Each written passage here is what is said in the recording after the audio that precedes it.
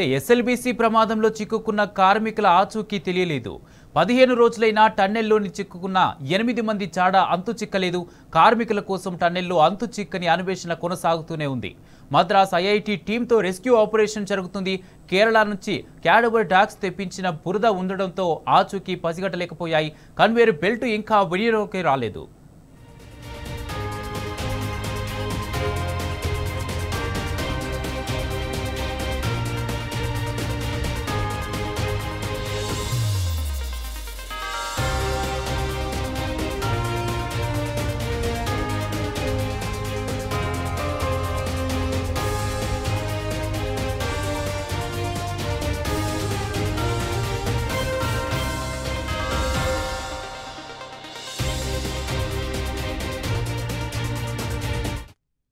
SLBC ప్రమాదంలో చిక్కుకున్న కార్మికుల ఆచూకీ తెలియలేదు. 15 రోజులైనా టన్నెల్లోనే చిక్కుకున్న 8 మంది చాడ అంతు చిక్కలేదు.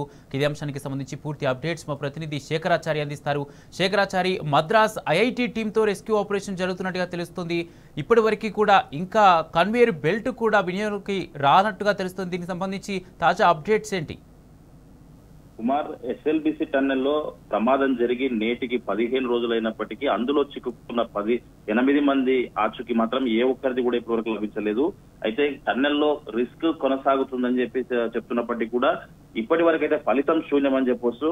అయితే మద్రాస్ ఐఐటి టీంతో రెస్క్యూ ఆపరేషన్ కొనసాగుతుందని చెప్పి చెప్తున్నప్పటికీ అక్కడ లోపల బురద ఉండడంతో ఆ బురద ఉన్నప్పటికీ నిన్న ఏదైతే కేరళకు చెందినటువంటి జాగిలాలు వచ్చాయో ఆ జాగిలాలకు సంబంధించి లోపలికి ఉదయం 7-15 గంటలకు వెళ్ళొచ్చి తర్వాత 2:30 తర్వాత బయటకు వచ్చినప్పటికీ కూడా వాటికి సంబంధించిన రిజల్ట్ అయితే ఇప్పటి వరకు ఏం లేదు.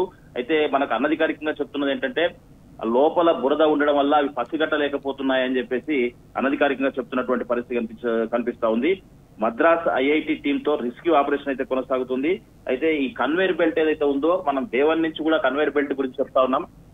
ఆ కన్వేర్ బెల్ట్ గురించి ఇప్పటి వరకు అంటే మొన్న ఒక 5-6 గంటల పాటు అది పనిచేసింది.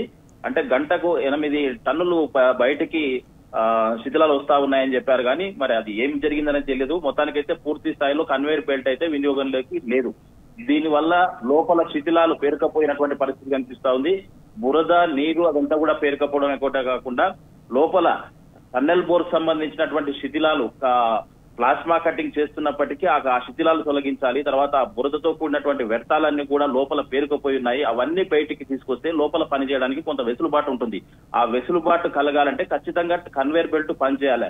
ఆ కన్వేర్ బెల్ట్ ఇప్పటి వరకు ఆధీనంలోకి వస్తుందని చెప్తా ఉన్నారు. కానీ ఇప్పటి వరకు అయితే కన్వేర్ బెల్ట్ కొద్ది గంటలు నడిచింది. ఇప్పటి వరకు అయితే ఆ కన్వేర్ బెల్ట్ పనిచేయట్లేదు. దీంతో అక్కడ సహాయక చర్యలు నత్తనడక నడుస్తున్నాయని చెప్పి చెప్తున్నటువంటి పరిస్థితి కనిపిస్తా ఉంది. దీంతో పాటుగా మొన్న స్వయంగా సీఎం రేవంత్ రెడ్డి అక్కడికి వచ్చినప్పుడు అవసరమైతే మ్యాన్ పవర్ కాకుండా రోబోలను కూడా వాడతామని చెప్పారు. రోబోలను వాడతామని చెప్పేసి రోబోటిక్ సంబంధించినటువంటి నిన్న 4 బృందం లోపలికి వెళ్లి వచ్చారు. మరి దానికి సంబంధించి రోబోలు లోపలికి పంపిస్తారా లేదా అది కూడా అధికారికంగా ఇప్పటి వరకు అయితే ఏం చెప్పలేదు.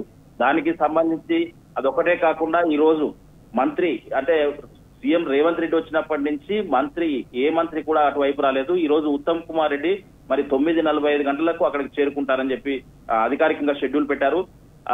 ఉత్తమ్ కుమార్ రెడ్డి వచ్చిన తర్వాత అక్కడ రివ్యూ చేస్తారని చెప్పేసి టన్నెల్ మళ్ళీ పరిశీలిస్తారని కూడా చెప్తున్నటువంటి పరిస్థితి కనిపిస్తుంది. మరి ఈ రోజు ఏమైనా ప్రకటన అధికారికంగా చేస్తారా లేదు కేవలం పరిశీలించి వెళ్తారా? ఆ ప్రత్యేక చాపర్లో ఆయన వస్తా ఉన్నారు.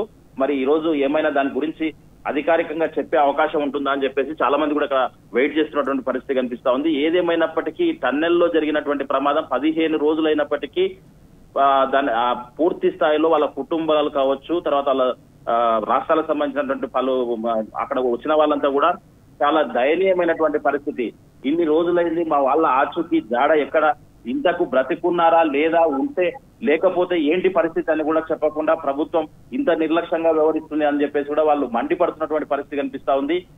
ముఖ్యంగా చెప్పాలంటే 15 రోజుల ఘటన అంటే ముందే ఇప్పటికే బీఆర్ఎస్ పార్టీ ఆధ్వర్యంలో కేటీఆర్ గారు కూడా స్వయంగా అంటే ప్రభుత్వ నిర్లక్ష్యమే ముమ్మాటికి అని చెప్పేసి పలుమార్లు చెప్తున్నటువంటి పరిస్థితి కనిపిస్తా ఉంది. ముందే హెచ్చరికలు ఈ టన్నెల్ గురించి హెచ్చరికలు చేసినప్పటికీ ప్రభుత్వం ముందస్తు జాగ్రత్తలు తీసుకోకుండా ఈ సొరంగంలోకి వాళ్ళని పంపించడం ముమ్మాటికి ప్రభుత్వ తప్పిదమే అని చెప్పేసి దీనికి అంతటి కూడా సీఎం రేవంత్ రెడ్డితో పాటు మంత్రులు నైతిక బాధ్యత వహించాలని చెప్పేసి కూడా చెప్తున్నటువంటి పరిస్థితి కనిపిస్తా ఉంది. ఏదేమైనప్పటికీ ప్రభుత్వ నిర్లక్ష్యం వల్ల నిండు 8 మంది లోపల చిక్కుకొని వాళ్ళు ఏ స్థితిలో ఉన్నారని కూడా ప్రభుత్వం ఇప్పటివరకు ప్రకటన చేయకపోవడం ఒక ఎత్తు అయితే, వాళ్ళని తీసుకురాకపోవడం మరొక ఎత్తు అని చెప్పేసి, ఇది ఏమైనప్పటికీ ఇక్కడ చాలా మంది కూడా ఇది ఒక రాష్ట్రానికి సంబంధించిన ఇష్యూ కాదు, దేశవ్యాప్తంగా కూడా ఇక్కడ జరిగినటువంటి ఇంత పెద్ద ఇన్సిడెంట్ ను అసలు ఏం జరిగింది, వాళ్ళు లోపల వాళ్ళ పరిస్థితి ఏంటి, వాళ్ళు బ్రతుకున్నారా లేదా, అసలు వాళ్ళని బయటికి తీసుకొస్తారా లేదా అని ప్రతి మినిట్ టు మినిట్ ప్రతి దేశమంతా కూడా ఎదురు చూస్తున్నటువంటి పరిస్థితి కనిపిస్తా ఉంది.